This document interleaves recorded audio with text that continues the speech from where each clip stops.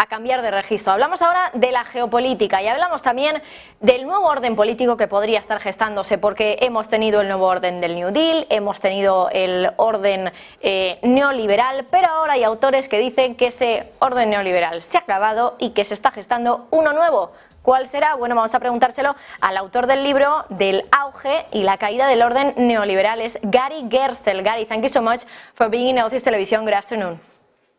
Thank you for having me. Gary, your book basically concludes that political orders don't last forever. You speak about the New Deal order, the neoliberal order, and a new order that will eventually emerge. What are the differences between the two former, and how can this new order be like?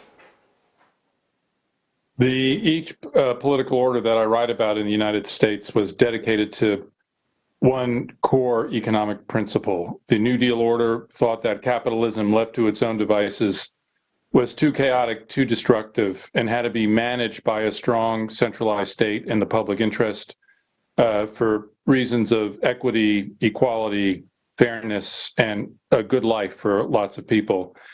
The core principle of the neoliberal order was just the opposite of that, the conviction that strong governments had constrained capitalism too much, that capitalism had to be freed from its constraints, free to do its work, unimpeded by strong states or governments, and out of that would come economic growth, affluence, and prosperity for people, not just in one country, all around the world. So the neoliberal order was capitalism unleashed. The New Deal order that preceded it was capitalism must be managed by a strong state in the public interest.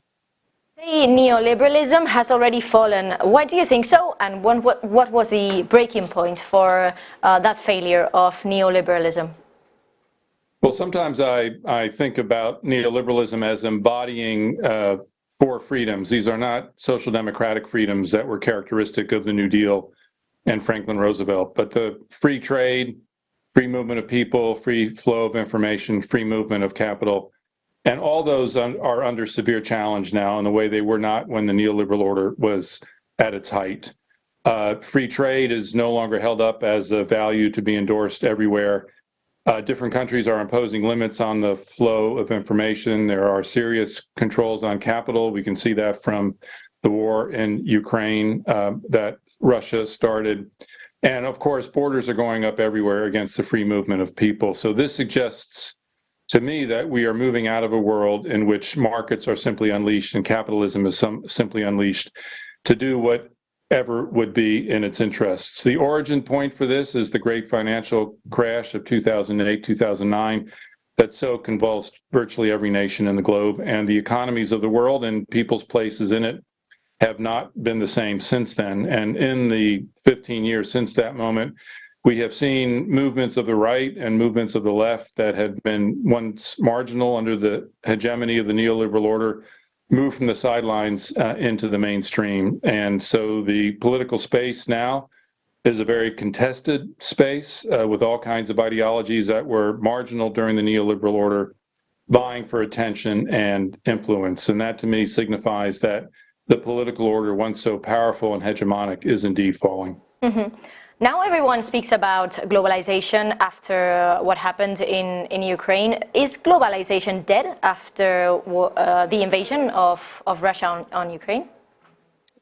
I don't think globalization is dead, but it's not going to be held up as the way of the future that solves all problems. I think the war in Ukraine has had a big effect, as has the pandemic. It used to be companies, corporations thought we are going to get whatever goods we need, raw materials, any place in the world where we need them. We don't have to worry about crossing borders. We're just going to go to places where we can produce the material the cheapest. Transportation is easy. Since the Ukraine war and since the pandemic, nations now understand that there are certain goods and commodities they cannot do without. Petroleum, food, protective equipment in times of pandemic, rare minerals, computer chips, and governments everywhere are now taking steps to say, what do we need to procure in order to secure the welfare of our people? And that means a lot of countries are thinking about producing things either internally or closer to home. with close allies. And so there's much more skepticism about the possibilities of globalization than was once the case. And of course, the tension now between China and the West also throws the future of globalization into doubt. So it won't be a complete withdrawal, but countries and individuals and corporations are going to be thinking much more strategically about what kinds of global patterns and connections they can support and what they have to produce closer to home in order to protect their people and their societies.